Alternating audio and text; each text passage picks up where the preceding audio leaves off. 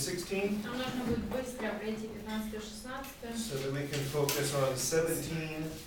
чтобы мы могли тогда более глубже разобрать 17-ю. I want to do 17 this hour and 18 next hour. Хочу 17-ю на этом уроке и 18-ю на следующем. So that'll save 19, 20, 21, 22 for tomorrow. И тогда с 19 по 22 на завтра останется. And if we make it, Если у нас получится, we'll thank the Lord. то будем благодарны Господу. Okay, but this is how fast we got to go to do Daniel in 1 week and Revelation in 1 week. Но нам приходится на такой скорости проходить, чтобы Даниила за одну неделю и Откровение за другую.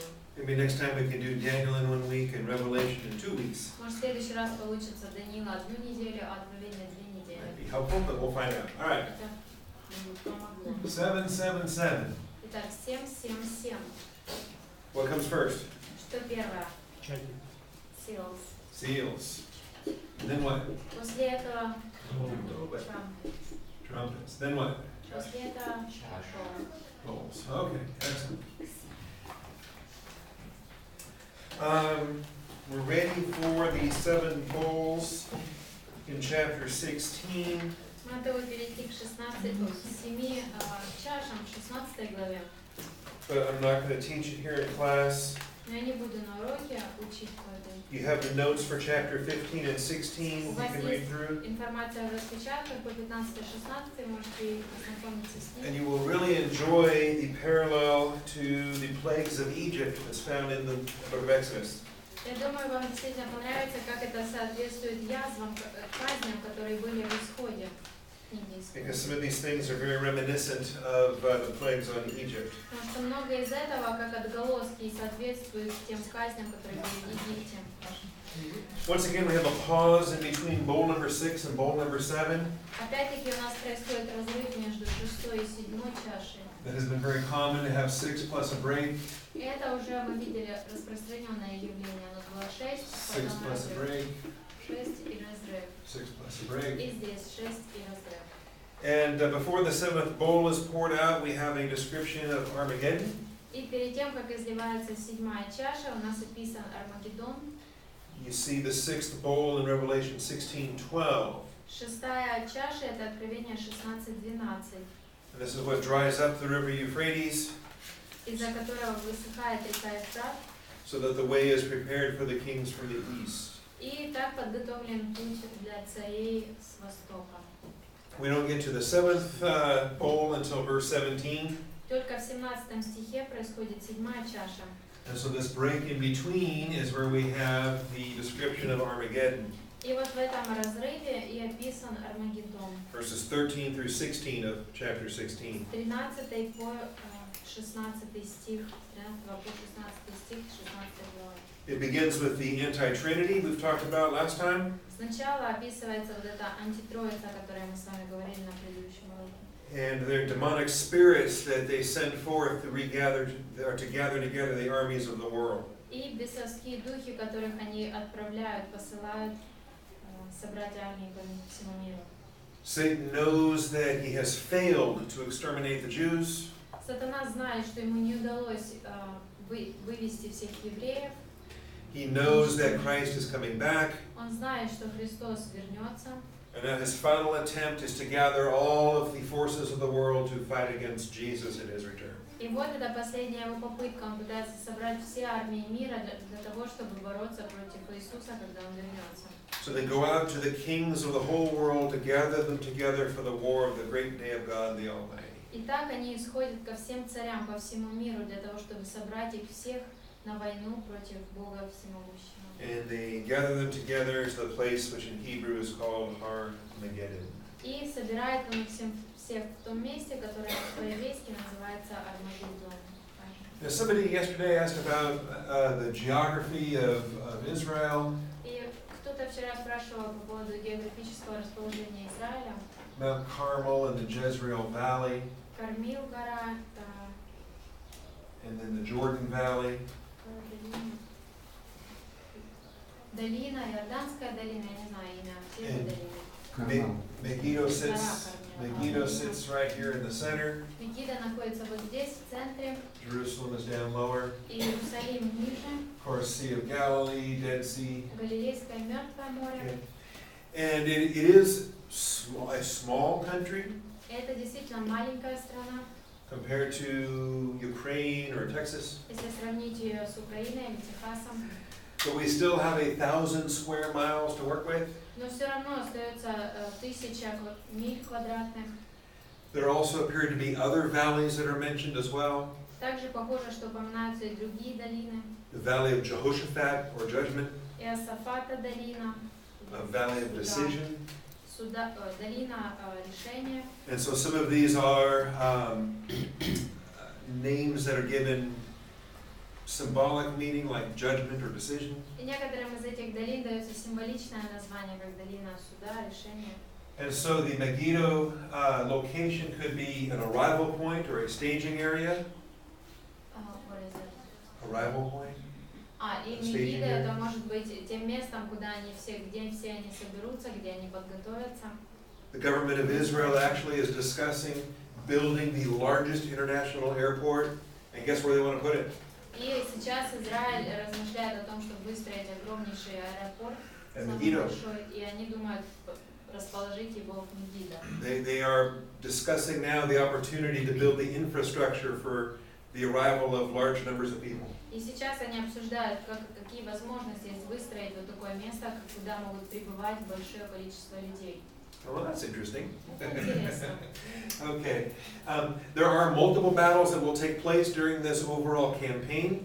И на протяжении всей этой кампании военной много битв произойдет, несколько битв произойдет. Remember, the Lord will land on the Mount of Olives. Помните, что Господь сойдет на Масличную гору, according to Zechariah 14. как сказано в Захарии 14 главе. There will also be a component down here in Basra, Также одна часть будет здесь, в Басре. which is one of the hiding places that Jews are going to set up a place of refuge. Это будет местом убежища для евреев, куда Battles они in the будут Negev, бежать. battles in the На north, юге битвы, на севере битвы. and significant activity at Megiddo. И также важные происшествия в Мегидо. I recommend Arnold Fruchtenbaum. Я рекомендую почитать Арнольда Фрухтенбаума. He has a particular, many books, but one particular on the campaign of Armageddon. У него есть много книг, но конкретно одна есть как раз по поводу вот этой битвы Армагеддона. That details all the different phases of the Armageddon campaign. И там детально разобраны все фазы вот этой военной кампании. I might quibble with one or two minor points. Может быть, я не совсем согласен с одним-двумя незначительными But идеями. overall, Dr. Fruchtenbaum is a much better scholar on this than I will ever be. Но в целом доктор Фрухтенбаум намного лучший ученый по вот этому вопросу, исследователь, чем я. I really hope he can come here sometime and Я teach you guys. надеюсь, что когда-нибудь он сможет сюда приехать и уже учить вас. We've had him in Austin Bible Church before, Он приезжал в нашу церковь в гости. and he was born in Siberia even, Родился он в Сибири, but his family was from Poland. но семья его была из Польши. Anyway, it'd be good if he could come here sometime. Было бы хорошо, если бы он сюда мог приехать когда-нибудь. All right, well, as far as the rest of these bowls and chapters 15 and 16, we just don't have the time. Итак, что касается вот этих чаш и 15-16 главы, у нас просто нет времени проходить это все детально. Because we have 17 and 18 we gotta have. Потому что нам нужно обсудить 17 и 18. And this is where we have to use all of the skills that we have learned. Это как раз то время, когда нам следует использовать все навыки, которые мы уже приобрели. For dealing with symbols and signs, В том, как обращаться с символами и знаками. looking at the immediate context, Рассматриваем ближайший контекст and looking at the parallel passages. и рассмотрим параллельные места. Because we have material here that does not come up in the book of Daniel. Потому что здесь у нас тот материал, которого нет в книге Даниила. When we talk about the beast from chapter 13, we've got some familiarity with that. Когда мы рассматривали зверя из 13 главы, мы видели, что есть сходство. Because we had the statue in Daniel 2 and the beasts in Daniel 7. Потому что Даниила 2, там статуя описана, Даниила 7, животные описаны. But when we come to the harlot in chapter 17 and these Babylon references, we don't really have the help that we had with the book of Daniel. Когда мы доходим до блудницы, которая здесь, и животное, это зверь, у нас нету параллели в книге Даниила. We actually will be drawing from a larger pool of prophetic passages from the Old Testament. И мы будем смотреть на более широкий круг пророчеств из Ветхого Завета. Often in Jeremiah or Zechariah, Зачастую в Еремии или Захарии, as well as our understanding of different aspects that come from historical records. и также будем разбирать разные аспекты, которые мы получаем из исторических записей. Now, point 1 in your notes, I'm trying to set the table with a contrast. И первый пункт у вас там, он постарался вам показать противопоставление. Really, points 1 and 2, I think, set a very good comparison. Мне кажется, первый и второй стихи очень хорошее сравнение в них. It has to do with the structure of this book's development. Показана структура того, как идет развитие в этой книге истории. Because we had the seventh trumpet back in chapter 11. Потому что в 11 главе у нас опять появляется 7-я труба из 11 главы. The seventh trumpet was blown in Revelation 11:15 through 19. В Откровении 11, 15, 19 это то, когда прозвучала 7-я And then труба. what followed was 2 chapters of panorama. И после этого последовали 2 главы панорамного обзора. Remember that? Помните? That was just this morning. You have to remember that. Это вот утром этим мы Just разбирали. before lunch. Вы должны помнить. Chapter 12, there was a dragon and a woman. 12 глава, где был дракон, женщина. Is that woman the church? Это церковь, да, женщина. Chapter 13 was the 2 beasts. 13 глава, это там, где были 2 зверя. Okay, so following the seventh trumpet, we had 2 chapters of panorama with symbols. Итак, после 7-й трубы у нас происходят 2 главы, описывают. Now we have the seventh bowl in chapter 16. Затем в 16 главе у нас 7-я чаша. Following the seventh bowl, which is chapter 16, verses 17 through 21. И после этой 7-й чаши в 16, 17, 21 Now we have 2 chapters of panorama. теперь опять у нас 2 главы панорамного обзора. Okay, but it's going to be a different panorama.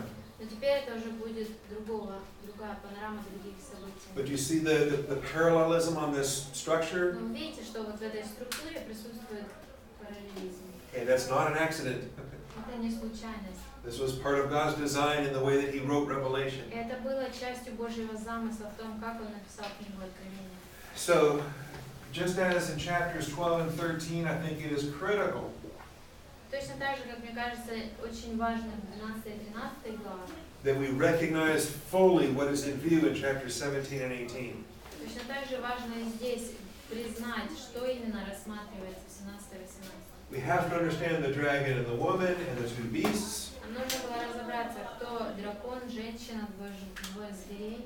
and we have to understand the 2 chapters of Babylon in chapters 17 and 18. И также нам нужно понимать и 2 эти главы о Вавилоне в 17 и 18. Okay, because this is where I think a lot of people get confused. Мне кажется, это то место, где многие запутываются. And because they did so well in the Daniel class. Но из-за того, что так хорошо прошли предмет по Даниилу, And they did very well on their final test. и так хорошо написали конечный экзамен, And they identified Babylon, Persia, Greece, and Rome. и они смогли увидеть Вавилон, и Персию, Грецию, и Рим. And they know now that we're talking about tribulation and Antichrist, we're clearly in the Rome phase of this statute. И поскольку теперь уже речь идет об Антихристе, то, скорее всего, мы находимся вот в этой части статуи, в Риме. This then causes the confusion and the problems when they start dealing with the Babylon references of chapters 17 and 18. И вот это избивает этих людей с толку, когда они переходят к описанию Вавилона в 17 главе. Okay, and I imagine maybe many of you have said, why are we talking about Babylon all over again? И, может быть, и многие из вас тоже подумали, почему мы опять о Вавилоне говорим? Have you wanted to ask that question? У вас появлялся такой вопрос? Because you say, well, Babylon's gone. It was replaced by Persia, replaced by Greece, replaced by Rome. Потому что Вавилона уже нет, его заменила Персия, Персию заменила Греция, Грецию Рим. So why do we have 2 chapters here talking about Babylon? Итак, почему у нас вдруг появляются 2 главы, которые описывают Вавилон? I'm glad you asked. И я рад, что вы задали этот вопрос. Okay? Because these are important chapters for us together. Потому что это важные главы для нас. Okay. Because we're going to be introduced to a harlot, Здесь нам представлена будет блудница, and she's riding the beast. и она сидит верхом на этом звере. In fact, this is the title of one of my favorite books by David Hunt. Это название, кстати, одной из моих любимых книг, написанных Дэвидом. It's called A Woman Rides the Beast. Написано «Женщина верхом на звере». And it's a wonderful reference for dealing with this particular chapter. Это отличный источник информации, когда вы разбираете вот эти главы. Okay. Let's start with just some big ideas before we look into the verses. Давайте сначала разберем основные идеи, перед тем, как мы пойдем конкретно по стихам. And for the moment, let's go ahead and forget about Babylon, Persia, Greece, and Rome. Давайте на минутку забудем вот этом разделении Вавилон, Персия, Греция, Рим. Can you forget about this for a few minutes? Можете на пару минут забыть об Okay, it этом. won't hurt your grade. I've already graded last Friday's Уже не paper. повлияет на вашу оценку, уже получили оценки. Okay, so let's go ahead and forget this for right now. Итак, давайте пока что забудем об этой части. Let's just talk about Babylon. И давайте обсудим Вавилон. You know, Babylon goes all the way back to Genesis. Вавилон возвращается еще к временам Бытия. The Tower of Babel was the first rebellion after the flood. Вавилонская башня это был первый бунт после потопа. And in fact, Babel takes us from Genesis to Revelation in some amazing ways. И сама идея Вавилона проходит от Бытия до Откровения, удивительно проходит. Babylon is the city mentioned in the Bible more than any other city anywhere except Jerusalem. И город Вавилон упоминается в Библии больше, чем любой другой город, включая кроме Иерусалима. So Jerusalem is mentioned the most of any city in the Bible, and you probably expect that. И итак, Иерусалим упоминается более всего в Библии, и это логично ожидать. But in second place, after Jerusalem, Babylon is mentioned more than any other city in the Bible. Но второе место по количеству упоминаний занимает Вавилон среди городов. It's mentioned more than Rome. Больше, чем Рим упоминается. Of course, Rome isn't mentioned at all in the Old Testament. И Рим в Ветхом Завете вообще не упоминается. And there are some times in the New Testament that we have Babylon mentioned, and people say, well, that's just code for Rome. И иногда в Новом Завете упоминается Вавилон, и некоторые говорят, это всего лишь как кодовое название, которое означает Рим. And I'm careful with that. И я как бы осторожна. If it's code for Rome, I want you to explain to me how I know that that's supposed to be code for Rome. Потому что если это кодовое название для Рима, то я хочу услышать объяснение, почему это кодовое название. Then Peter ends his epistle and he says, she who is in Babylon greets you. И когда Петр пишет свое послание и говорит, и там она, которая в Вавилоне, передает вам привет. Everybody says, well, that's just code for Rome. He's talking about Rome. И люди говорят, ну это просто кодовое название для Рима, он говорит о Риме на Well, самом why деле. do they say that? Но почему они так считают? Well, because Peter dies in Rome. Потому что Петр умер в Риме. And Peter was the first pope. И Петр был первым папой римским. And I say, please, quit telling me stuff I know is not true. Но я говорю, да нет, спасибо, хватит уже, я знаю, что это не так. Okay?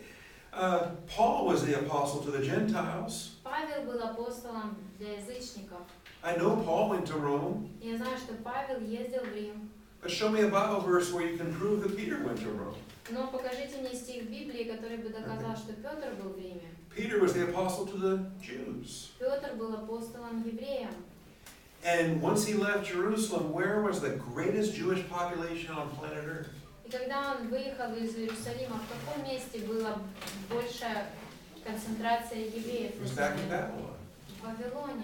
In fact, in upcoming centuries, the Babylonian Talmud would be written by that large Jewish population in Babylon. И как раз вот эта большая конгрегация, так сказать, евреев, находящаяся в Вавилоне, в последующие века написала Талмуд.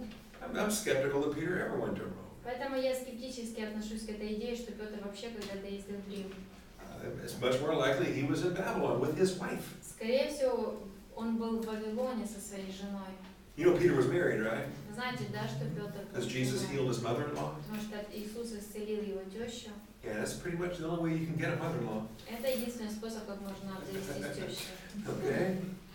So, but Babylon is featured from Nimrod in Genesis all the way to the end of Revelation. Но Вавилон у нас всплывает, начиная с Немрода в Бытие и до самого Откровения. So Babylon as a concept stands for everything opposed to God. Итак, Вавилон уже как целая концепция представляет все, что противоречит Богу.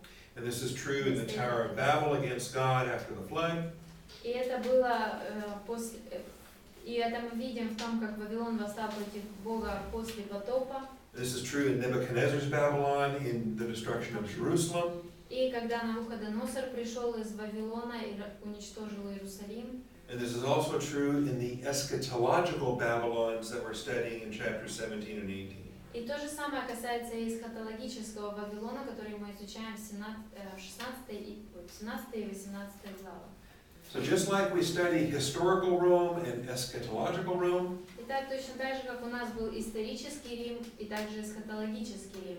I think it's important for us to study historical Babylon and eschatological Babylon. Я думаю, что для нас важно изучать как исторический Вавилон, так и эсхатологический Вавилон. Because these two chapters portray eschatological Babylon in two primary fields of study.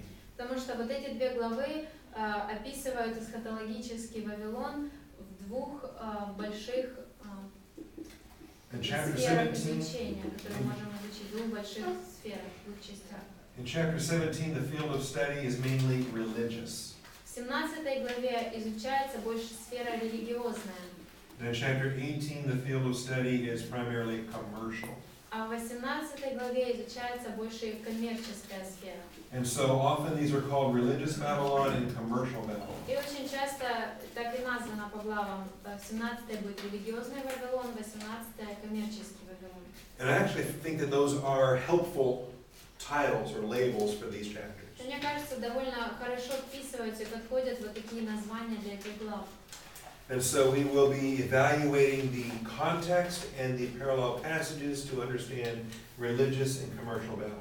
Так мы с вами будем анализировать как и контекст ближайший, так и параллельные отрывки, чтобы разобраться и в религиозном, и в коммерческом Вавилоне. Okay. Are you with me so far? Вы пока что все понятно, да? All right. As we're thinking of Babylon in concept, not Babylon in history. То есть здесь Вавилон представлен как концепция, а не Вавилон, который исторически существовал. I think if we keep our thinking in concept, we'll do very well. Я думаю, что если придерживаться вот такого понимания концептуального, то хорошо у нас получится разобраться в этих главах. The chapter begins a little bit differently than other chapters. Начинается глава немножко по-другому, не так, как остальные. One of the seven angels who had the seven bowls came and spoke with me, saying, "Come here, I will show you the judgment of the great harlot who sits on many waters." И пришел один из 7 ангелов, имеющих 7 чаш, и говоря со мной, сказал мне: подойди, я покажу тебе суд над великой блудницей, сидящей на водах многих. And so this is now a very special vision that John is being provided. Итак, вот Иоанну дается очень особое видение. This is a moment where it's being set apart to show him something very significant. Это тот момент, в котором он отводится в сторону, чтобы ему было открыто что-то очень важное. And we want to understand who or what this great harlot is. Нам нужно разобраться и понять, кто или что представляет вот эта блудница. Because it's not just a harlot, it's a great harlot. Потому что это не просто блудница, а великая блудница. In fact, it is the mother of harlots. И более того, это мать блудниц. And we have some titles here with the mystery name that's announced in verse 5. У нас здесь в 5 стихе представлено таинственное имя. On her forehead a name was written, a mystery. И на челе ее написано имя тайна. Babylon the Great, the mother of harlots and the abominations of the earth. Вавилон великий, мать блудницам и мерзостям земным. Okay, so this is something significant, Итак, здесь о чем-то значительном идет something речь. substantial. что-то действительно имеющее большую All right. ценность. So it's like the pinnacle of all harlotry. То есть это как пик всякого блудодейства. All right. Now you understand how the Bible uses the language of harlotry.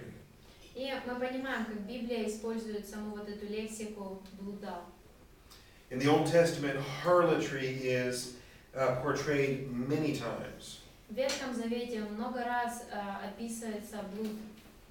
And beyond the physical, earthly concept of prostitution, И даже описано больше, чем просто земная вот такая физическая аспект проституции. the Old Testament uses harlotry to portray idolatry against God.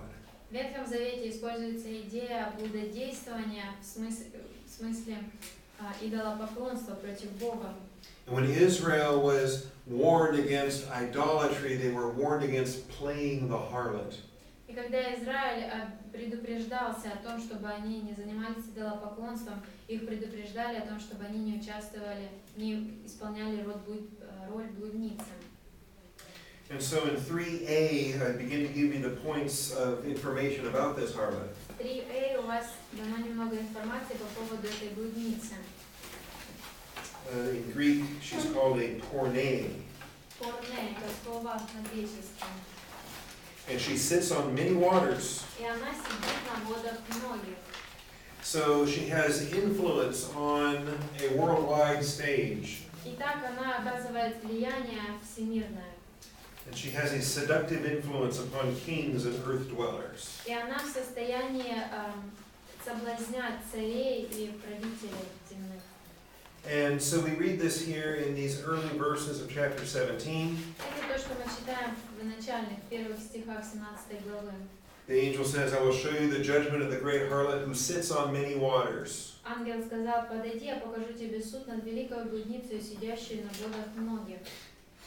Waters in the ancient world is where most of the long distance trade and communication could take place. И воды в древнем мире это было как бы образом всей коммерции и торговли. So this is a harlot who can conduct her business on a global scale. То есть это блудница, которая в состоянии заниматься своей коммерческой деятельностью во всем мире. She doesn't have just one water access, she has many water И access. ее доступ не к одной какой-то воде, а к многим водам. And notice the kings of the earth committed acts of immorality with her. И заметьте, с ней блудодействовали цари земные. So this harlot has political connections with earthly rulers. Итак, политические связи есть у нее с правителями во всем мире. And she intoxicates the earth dwellers. И она убивает этих живущих на земле. Okay. Consistently throughout Revelation we have heaven dwellers and earth dwellers that are contrasted. И во всей книге Откровения мы видим, как противопоставляются живущие на небе и живущие на земле.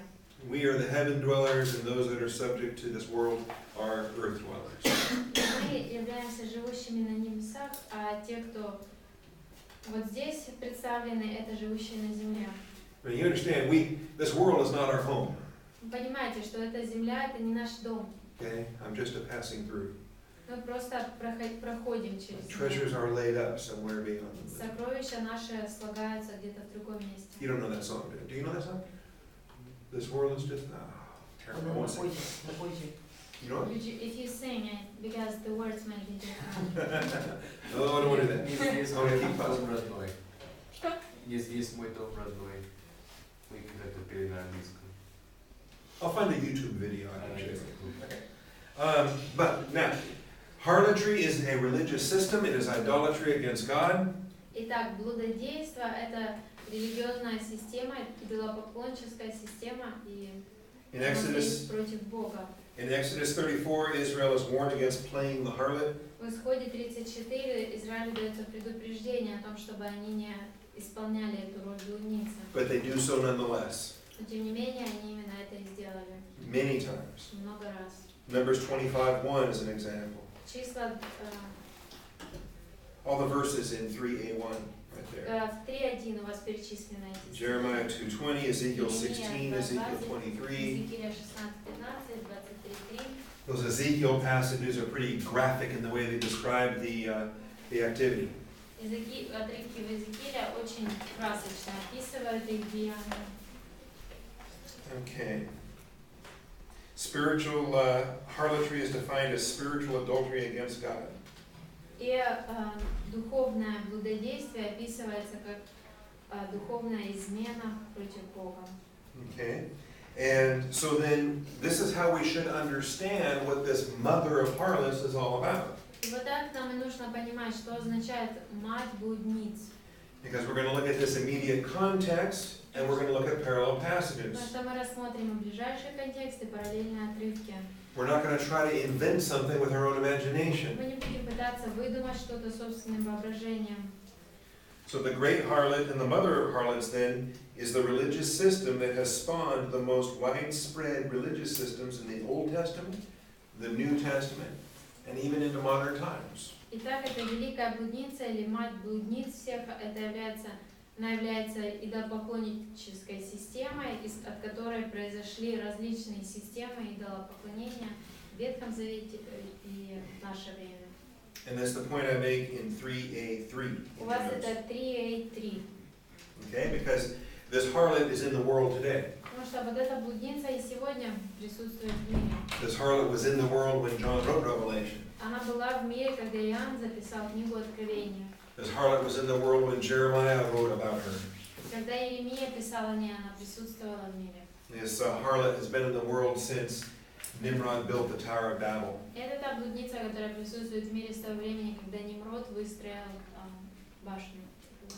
Okay, so let's see. She makes them drunk with her wine. Итак, вином ее блудодеяния упивались живущие на земле. We saw that already from verse 2 here of chapter 17. Во втором стихе мы это видим. Verse 4, this woman was clothed in purple and scarlet. И 4 стих, и жена облечена была в парфиру и багряницу. And look what she holds in her hand. Посмотрите, что в руке она держит. A gold cup full of abominations and the unclean things of her immorality. И держала золотую чашу в руке своей, наполненную мерзостями и нечистотой блудодейства ее. And this is where we have some of our most important details that we glean from the immediate context and from the parallel passages. И вот это как раз одни из самых важных деталей, которые мы можем подчеркнуть из ближайшего контекста, из параллельных мест. Because when you find the parallel passage to this, you observe reference to Babylon, reference to golden cup, references to spiritual harlotry. Потому что параллельные места вот этому кусочку, это будут места, где описана золотая чаша, где описана нечистота блудодейства, духовное блудодеяние. And your parallel passage comes from Jeremiah 51. И параллельным местом будет Иеремия 51, и Вавилон. And we understand, let's see, your notes it says 51:7. I think we want to look at 6 and 7. У вас написано 51:6, там надо и 6, и 7 посмотреть. And we see Babylon, we see the golden cup, we see harlotry. И там упомянуто и блудодеяние, и Вавилон, и золотая чаша. And we understand that this destruction that the angels are celebrating in the end times is one that has been spoken of all the way back to the Old Testament. Итак, мы видим, что то, что ангелы празднуют разрушение, чего? Это то, о чем говорилось еще в Ветхом Завете давно.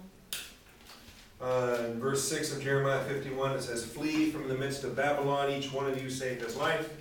И в 6 стихе сказано: «Бегите из среды Вавилона и спасайте каждую душу свою». Do not be destroyed in her punishment, for it is the Lord's time of vengeance. Чтобы не погибнуть от беззакония его, ибо это время отмщения Господа. Babylon has been a golden cup in the hand of the Lord, intoxicating all the earth. Вавилон был золотой чашей в руке Господа, опьянявшую всю землю. The nations have drunk of her wine, therefore the nations are going mad. Народы пили из нее вино и безумствовали. Okay, so I would love to come and teach the book of Jeremiah someday. Мне бы хотелось однажды приехать, чтобы учить по книге Иеремии. But who's holding the golden cup here in Jeremiah 51? Но здесь в Иеремии 51 кто держит эту золотую чашу? It's actually in the hand of the Lord. Сказано, что она в руке Господа. And so he allows for these tools to be used, Итак, Он позволяет, чтобы использовались эти инструменты. but nevertheless it is still his ultimate will that's being achieved. Но при этом Его конечная цель достигается. So in history, God allowed Babylon to be the tool under Nebuchadnezzar Итак, исторически Бог позволил, чтобы Вавилон был инструментом во время правления to bring Навуходоносора, about the destruction of Jerusalem. чтобы произвести разрушение Иерусалима. But the Lord will continue to make use of Babylon, Но Бог будет продолжать использовать Вавилон, the harlotry of Babylon, блуд Вавилона, when he desires to pour out his wrath upon the whole earth. когда Он примет решение излить свой гнев на всю землю. And so that's what we have in chapter 51. Это то, что в 51 главе. This is what we have in Revelation 17 and 18. То же самое у нас в Откровении 17-18. You understand, we have prophecies of the fall of Babylon that have nothing to do with Persia beating them. Видите, у нас пророчество о том, что Вавилон падет, но эти пророчества никак не связаны с тем, что Персия придет и победит или завоюет его.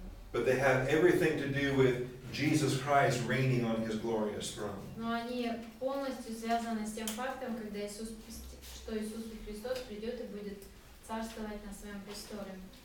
And in those passages, we have to make sure that we are rightly understanding Babylon as a concept.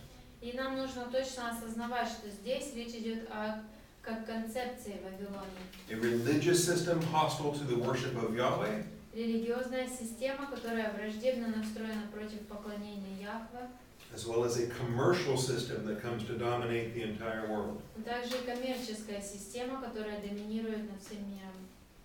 So in 3b1, I give you this point, У вас 3b1, 3b1, showing you that the golden cup of Babylon is connected with Jeremiah 51, 6 and 7. описана вот эта идея, что золотая чаша Вавилона связана с золотой чашей в Иеремии 51:6. And really a much larger context for all of chapter 51 in Jeremiah. И на самом деле весь целиком контекст 51 главы, не только 11. All right, now, we studied Daniel last week. Мы с вами изучали Даниила на прошлой неделе. We know that Babylon was conquered. Мы знаем, что Вавилон был завоеван. They were replaced by Persia, who was replaced by Greece, who was replaced by Rome. Его место заняла Персия, вместо Персии Греция, вместо Греции Рим. But one thing we learned through scripture and through history is that the religion of Babylon continued. Но что мы видим из Писания и из истории, это то, что религия Вавилона продолжает существовать. They had a religious figure who escaped from Babylon and set up his headquarters in Pergamum. И был религиозный персонаж, так сказать, который убежал из Вавилона и в Пергамуме установил свое место поклонения. Okay? And I give you these points in 3b2. Это у вас 3b2. And after its time where it was operating in Pergamum, it relocated to Rome. И после того, как проведя какое-то время в Пергаме, новым местом был выбран Рим. And so we ask, well, what was this religion? И так встает вопрос, что же это за религия? When Babel was founded, the only divine promise of redemption focused on the seed of the woman. В то время, когда был основан Вавилон, единственным обетованием о Избавителе было обещание о бытии о семени жены. So understand, we're talking about Babel from Genesis 10:10. Итак, нужно понимать, что речь идет о том Вавилоне, который в Бытие 10:10. We're talking about King Nimrod and his wife Semiramis. Мы говорим о царе Немроде и о его жене Семираме. We're talking about the religion that they created against Yahweh. И о той религии, которую они сами выдумали, разработали против Яхве.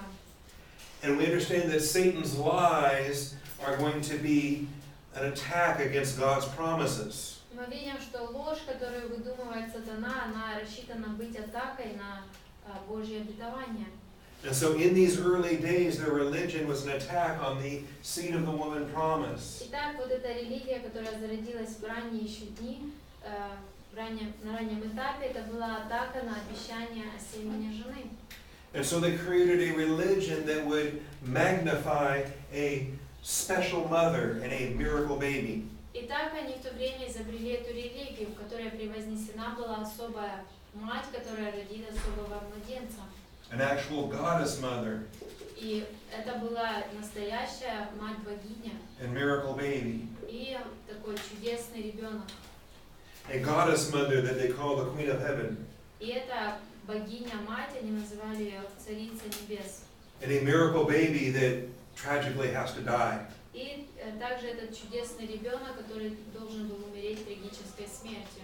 But the goddess mother goes down to the underworld and brings him back. Но эта богиня-мать, она спускается под этот мир и возвращает его назад. All praise and glory to this goddess mother И вся хвала и слава этой матери-богини. and her miracle baby. И ее ребенку, который как чудо. Okay, so understand that the only promise of God we had for the coming redemption was the seed of the woman promise. Итак, нужно понять, что на то время единственное обещание, которое было об Искупителе, это обещание о семени жены. And so the harlotry that was created at Babel was an attack on that seed of the woman promise. Итак, вот это блудодеяние, которое было изобретено тогда в Вавилоне, это была атака на вот это обещание о семени жены. And a perversion of that promise. И искажением, извращением этого обещания. Because it did not bow in reverence to the Creator, Father of the universe. Потому что в их взгляде не было поклонения, как бы не было преклонения перед Богом Вселенной. Instead, it magnified this goddess mother of their own invention. Вместо этого они превозносили эту богиню-мать, которую сами же изобрели. In fact, this Queen of Heaven from Babel became Judah's stumbling block during the ministry of Jeremiah. И, кстати, вот эта богиня-мать стала камнем преткновения для Иудеи во время Иеремии. Jeremiah 7:18 is an example. Пример можно увидеть этому в Иеремии 7:18. Remember, Jeremiah is the prophet that spoke of Babylon and the golden cup. Помните, Иеремия как раз и говорила о Вавилоне, о золотой чаше. Мы читали только. And the Lord is rebuking the harlotry of Judah. И вот Господь обвиняет их в блуде, иудеи. He even the Lord tells Jeremiah, stop praying for the Jews. И Господь даже говорит Иеремии, перестань молиться за евреев. Do not pray for this people. Do not lift up a cry or prayer for them. Do not intercede with me, for I do not hear you. Итак, не молись, не возноси за них молитвы и прошения, не ходатайствуй предо мной, ибо я не услышу тебя. This would be like the Lord telling a pastor, quit praying for your congregation. Это почти как если Бог скажет пастору, перестань молиться за свою общину. Okay? And he's saying, don't pray, I don't hear you, I don't hear you, I don't hear you, I don't hear Он you. говорит, не молись, я не слышу, не слышу, не слышу. He says, don't you see what they're doing in the cities of Judah and the streets of Jerusalem? Он говорит, не видишь ли, что они делают в городах Иудеи и на улицах Иерусалима? The children gather wood and the fathers kindle the fire. Дети собирают дрова, отцы разводят огонь. Well, what's wrong with that? А что в этом Well, плохого? look, the women then need dough to make cakes for the Queen of Heaven. И женщины месят тесто, чтобы делать пирожки для богини неба. Entire families are caught up in this religion. То есть целые семьи поглощены этой религией. From the children to the fathers to the women. И дети, и отцы, и женщины. And they're making these cakes for the Queen of И Heaven. вот они лепят эти пирожки для богини неба. And they pour out drink offerings to other gods in order to spite me. И совершать возлияние иным богам, чтобы огорчать меня. So this was a problem in Jeremiah's day. Итак, вот такая была проблема в дни Иеремии. It's also mentioned in chapter 44 several times. Также в 44 главе это появляется несколько раз. In verses 17, 18, 19, and 25. 17, 18, 19 и 25. Let's see. It says in Jeremiah 44:17, we will certainly carry out every word that has proceeded from our mouths by burning sacrifices to the Queen of Heaven. and pouring out drink offerings to her. 17 стих. «Но непременно будем делать все то, что вышло из уст наших, чтобы кадить богине неба и возливать ей возлияние». Just as we ourselves, our forefathers, our kings and our princes did in the cities of Judah and in the streets of Jerusalem. Как мы делали, мы, отцы наши, цари наши, князья наши, в городах Иудеи и на улицах In Иерусалима. other words, they're claiming that the Queen of Heaven is their real heritage, not the Lord. Другими словами, они заявляют, что вот эта царица небесная And they say, является их Богом, а не Господь. when we were faithful to the Queen of Heaven, we had plenty of food. И они говорят, когда мы верны были этой богине, то у нас полно еды было. But when we stopped burning sacrifices to the Queen of Heaven, then everything went bad. Но с того времени, как мы перестали приносить ей приношения и жертвы, все стало хуже. Okay? And so you see here, we need to go back to worshiping the Queen of Heaven again. И видите, нам нужно вернуться опять к этому, к поклонению этой богине, богине неба. So that's Jeremiah 44, verses 17, 18, 19, Это 17, 18, 19 стихи. even down to verse 25 in the same context, И даже до 25-го тот же самый контекст. where the Lord says, "Oh, is that what you're going to do? И где Господь говорит им, так вы это собираетесь делать? Well, go ahead and do it then. Fulfill your vows." Тогда идите, делайте, исполняйте ваши клятвы. Okay? So this represents really, in Jeremiah's day, the worst of the worst Israel ever fell into. И вот это как раз описано то самое худшее из всего плохого, что делал Израиль. Это было в Неемии. Okay? Now in your notes, these verses are there in 3b4, Это 3b4, там у вас эти ссылки упомянуты. where we understand that Babel's Queen of Heaven religion became Judah's stumbling block during the ministry of Jeremiah. Мы видим там вавилонская царица небесная религия царицы неба стала камнем преткновения для иудеев во время служения Еремии. And then in point 5, we observe how the Mother Goddess worship transcends nations and empires. И пятый пункт там у нас, мы видим, как эта мать, sorry, could you repeat? Yeah, it's point 5. Пятый пункт, что вавилонская религия матери богини переступила границы нации, империи, выжила на протяжении многих веков. And it has endured through the centuries under many names. Под разными названиями она выживала на протяжении веков. And this is really what's kind of interesting to think about. Интересно об этом размышлять. Because all these nations had their gods. Потому что у всех этих народов свои боги. The Babylonians had Marduk. У вавилонян Мардук. And the Phoenicians had Baal. У финикийцев Ваал. And the Greeks had Zeus. And the Romans had Jupiter. У греков Зевс, у римлян. All these nations had all of their national У gods. каждого из этих народов есть свои национальные боги. And included within their pantheon every time was this Queen of Heaven Mother Goddess. Но при этом в каждом пантеоне в него входила вот эта богиня-мать. And her miracle magic baby, И вот этот чудесный младенец, которого она родила. who dies and comes back, and sometimes she marries him. Который умирает, затем возвращается, иногда она выходит замуж за него. Really kind of disgusting. Немножко отвратительно. The various names that this Queen of Heaven has been known by are listed for you there in A through F. И там у вас перечислены некоторые из имен, которые иногда давали этой богине. To the Babylonians, she was known as Ishtar, and her son was Tammuz. В Вавилоне ее называли Иштар и Тамуз, ее сын. The Bible talks about the women that are weeping for Tammuz. И в Библии написано о женщине, которая плачет по Тамузу. They weep for Tammuz because he has died and descended to the underworld. И они плачут по Тамузу, потому что он умер и опустился в подземный мир. But then they celebrate because the Queen of Heaven has brought him back. Но затем празднуют, потому что богиня это вернула его к жизни. And usually their celebration is just rampant fornication. И обычно празднование заключается в блуде. Because this Queen of Heaven is also a fertility goddess. Потому что вот эта богиня-мать, она также еще и богиня плодородия. To the Egyptians, it was Queen Isis and her son Osiris. Для египтян это была Исис и Осирис. And when Osiris is returned from the dead and grows up, she marries him. И в данном случае, когда этот Осирис вернулся к жизни, она выходит замуж за него. Don't think Ishtar ever married Tammuz. Думаю, что Иштар никогда не выходила замуж за Таммуза. To the Greeks, we're talking about Aphrodite and Adonis. У греков это была Афродита и Адонис. In Asia Minor, it was Cybele and Attis.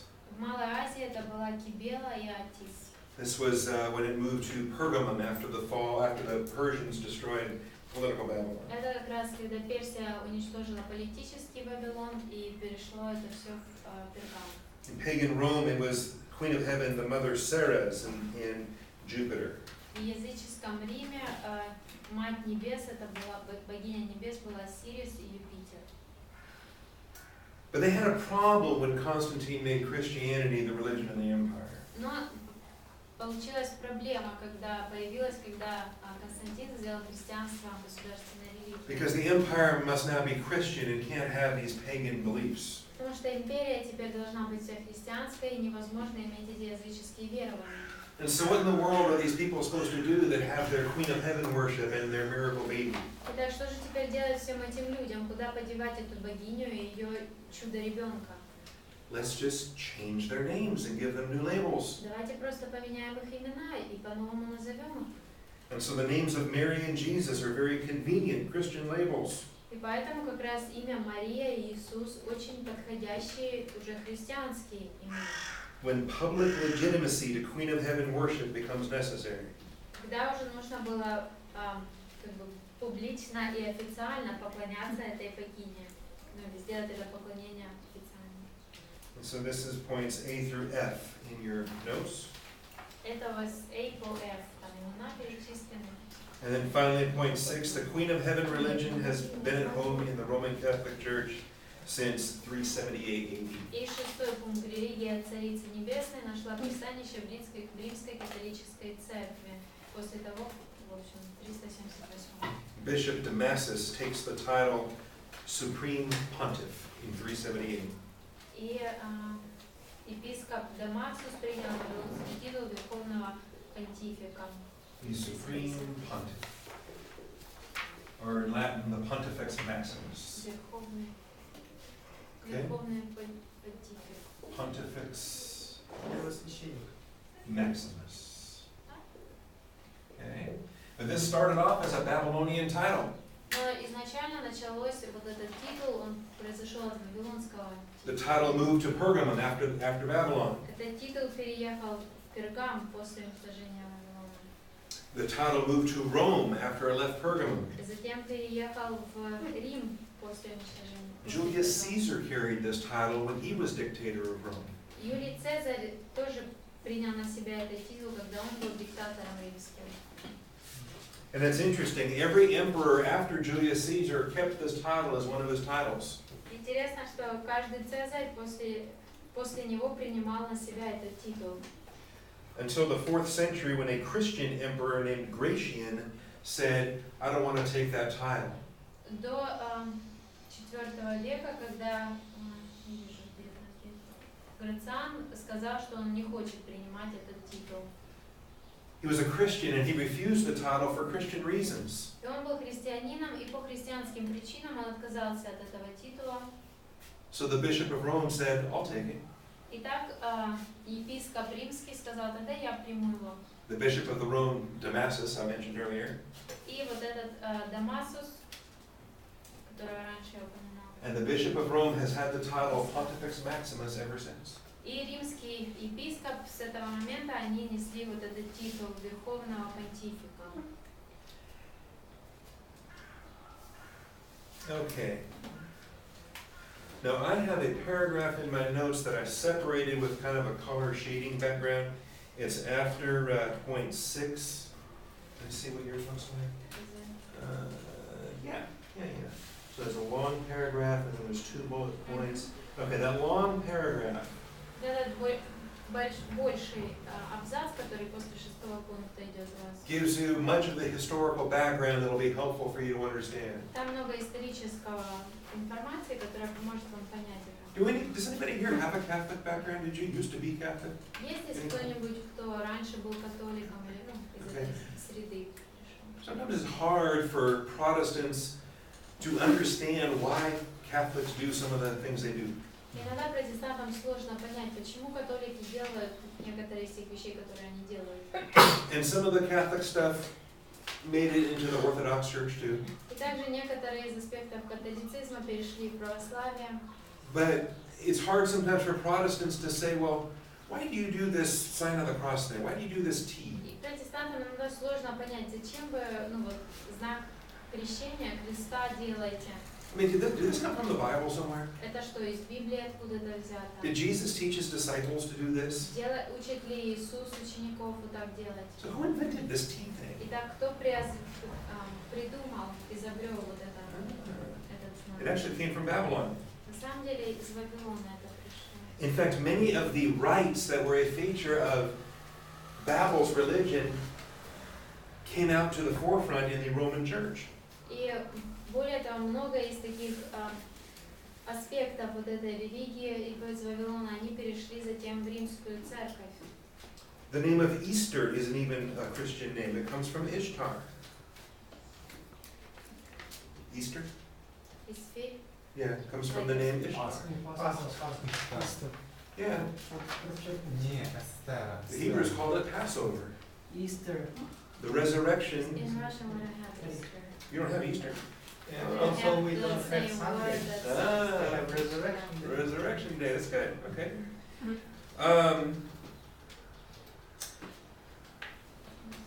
The decree for the observance of Easter and Lent, given in AD 519.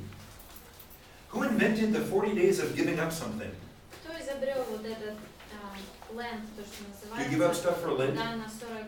It's not very popular. Does the Orthodox Church do Lent? Yeah, they have that, they call it like a great fast. Okay, yeah. And so, you decide, okay, this year I'm going to give up whatever. And then next year I'll give up something else. And give up something every year. Он говорит о том, как у православных это Великий пост, да, называется, а другое название Lent, это еще называется, когда на какой-то период кто-то от чего-то отказывается. Кто это изобрел? Was that a Bible practice? Did Jesus command that? Практиковали ли они это? Иисус давал повеление это делать?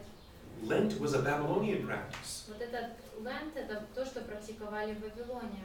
People were giving up things and expressing their sorrow while Ishtar could go down and bring Tammuz back from the dead. И люди отказывались от чего-то, как выражение их скорби, для того, чтобы Иштар могла пойти в подземельное царство и привести Тамуза. What about the rosary, the little string with the prayer beads? Is that in the New Testament? That's why if a man dies without producing a son, his brother has to take his wife to have a baby. Поэтому, если умирает муж и у него нет сына, то тогда его брат должен взять эту жену и произвести этого ребенка. It doesn't say if a woman dies without a son, Там не сказано, если женщина умирает без сына, that her sister has to have a baby то тогда ее сестра должна родить ребенка, to raise up a child in the name of the dead sister. чтобы воспитать ребенка во имя умершей сестры. In fact, the law said you can't marry a woman and her sister. На самом деле, по закону нельзя вступать в брак с женщиной и ее сестрой. Okay, so that's a different story too. But Satan has confused who the Jewish people are in many different ways. Но сатана по-разному, разными способами принес вот эту путаницу, кто на самом деле еврей. Not so much when Jews marry Jews, Не настолько через через браки между евреями, but when Jewish women marry Gentiles, но когда еврейские женщины выходят замуж за язычников, and the rabbis consider the children Jewish, и раввины считают их детей евреями, but God considers them Gentiles. но Бог считает их язычниками. And so I suspect today there are a lot of people who think they're Jewish. Поэтому я подозреваю, что сегодня есть много людей, которые думают, что они евреи. Because 9 generations ago a Jewish woman had a baby with a Gentile dad. Потому что 9 поколений назад еврейская женщина родила ребенка от язычника. And they may not be Jewish at all, 9 generations. Но на самом деле этот человек может совсем и не еврей спустя эти 9 поколений. Unfortunately, God's got all that sorted out. Но, к счастью, у Бога все это четко известно. In your notes, I give this to you under point 3. третьем пункте этого распечатков 12,000 from 12 different tribes. 12 тысяч из 12 разных колен. And this very definite number is very specific. И вот это ограниченное число очень конкретно названо. It's not a round number. Это не округленное число. It's not a term that's just supposed to express some great big vague number. Это не какой-то термин, который просто указывает на какое-то большое количество. He doesn't say that he seals a gazillion Jews. Он не говорит, что он запечатлел кучу евреев. What's a gazillion? We don't have a gazillion. Yeah, it's just a made-up number. Да, просто какое-то огромное A число. gazillion is just a goofy word that's supposed to mean great big number. В общем, огромное количество евреев. It's like a boatload. Okay, or never mind. Okay. Now look at verse 9. In verse 9 there is a term Но посмотрите, 9 стих, там есть термин. that speaks of a great big number that no one can count. Там указано великое множество людей, которые никто не мог перечесть. And it's a very remarkable Greek expression. Это очень такое явное выражение на греческом. That's translated as a great multitude which no one can count. У нас перевели просто великое множество, которое никто не мог перечесть.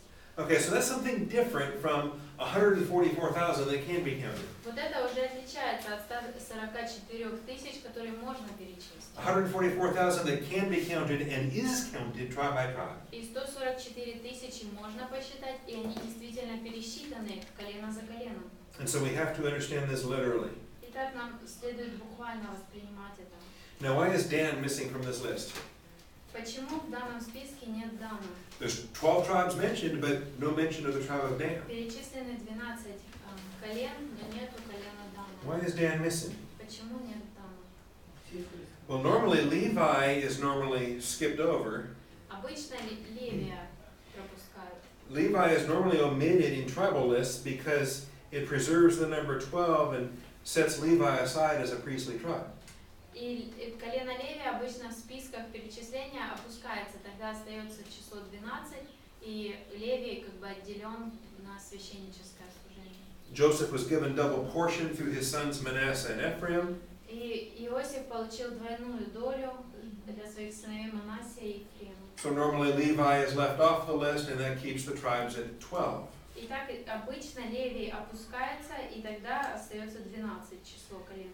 But in this list we have a tribe of Joseph, Но в этом списке у нас есть колено Иосифа, as well as a tribe of Manasseh. и также есть колено Манассии. And so I list this for you in the subpoints under B, subpoints 1, 2, 3, and 4.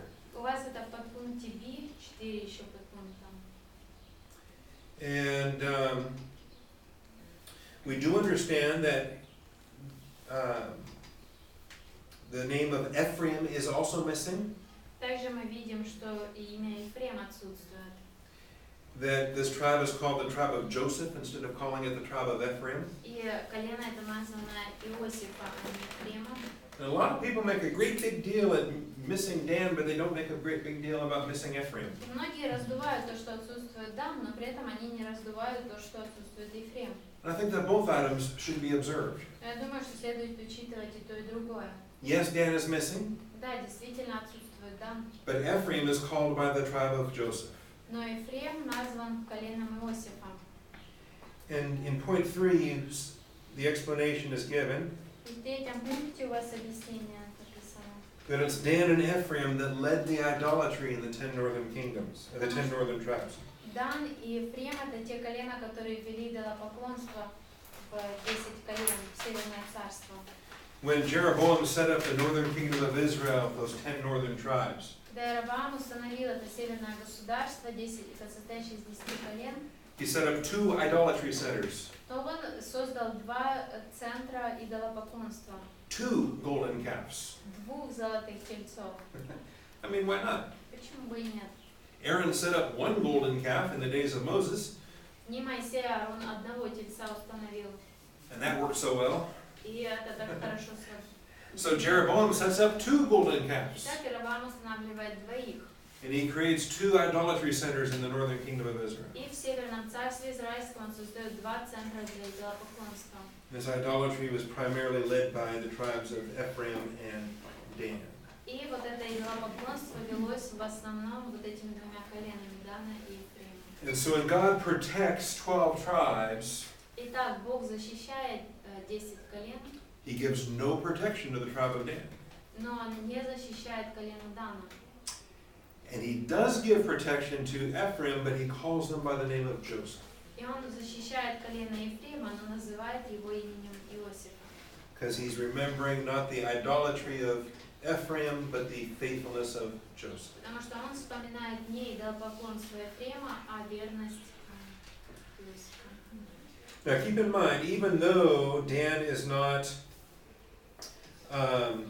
preserved, И также помните, хотя Дан и не был сохранен, even though the tribe is not sealed and protected as an evangelistic tribe, хотя его колено не запечатано, нет на нем печати, как колено, одно из колен that does евангелистов, not mean that the tribe is exterminated. это не означает, что колено это просто стерто с лица земли. They do have a land grant in the millennial kingdom, Они действительно имеют свою часть земли в тысячелетнем царстве, and they will be preserved for all eternity. и они будут сохранены на всю вечность. Because God has made eternal promises with Israel as a nation, Потому что Бог вечные обещания дал Израилю как народу. he has also made promises to every one of those tribes. Также Он дал обещания каждому из этих колен. They are preserved and they will enter into the millennial inheritance. Они действительно сохраняются и войдут в свое And you наследие. can read in Ezekiel 48, you can read the land grant that's assigned to each of these tribes. И в Иезекииля 48 можете прочитать, что земля действительно обещана каждому из колен. And these 144,000 form a unique monastic order. И вот эти, what's a monastic order? Monastic, they're monks. И вот эти 144 тысячи, они формируют как бы ордер монахов, No girls, никаких девушек, no marrying, нет брака, no babies, no kissing. никаких поцелуев, никаких детей, Don't touch a woman. не прикасайтесь к женщине. Okay? And if you peek over to chapter 14, you'll see this. И в 14 главе вы это увидите.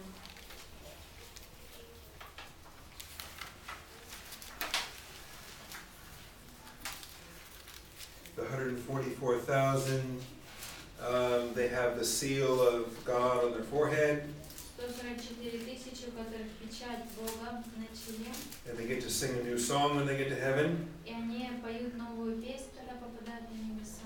They're the only ones that are allowed to learn this song. И лишь они имеют право выучить эту песню. And we see that they are the same 144,000 we read about before. Мы видим, что это те же 144 тысячи, о которых до этого мы читали. They have not defiled themselves with women. Они не осквернили себя женщинами, They have kept themselves